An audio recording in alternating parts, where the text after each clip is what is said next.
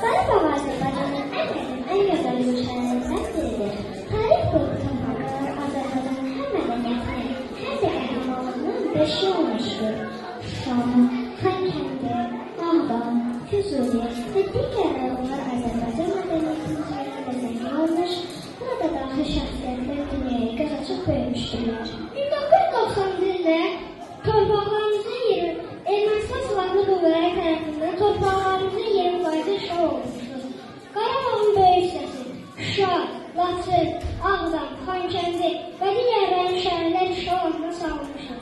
Minlərlə insan şəhid olur. Yüz minlərlə soydaşımız yurd yuvasından zədələnmişdir.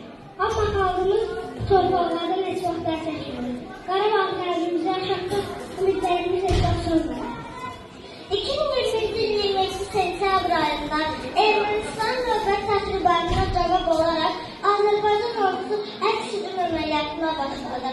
Bu əməliyyat 44 gün davam etdi və tarixi 2-ci Qarabağ müharibəsi kimi yazılır. Müzəffər ordumuz Alibaş komandanın rəhbərliyi ilə böyük uğurlar qazandı və müharibənin 43-cü günü 8 noyabr 2020-ci il tarixində Azərbaycan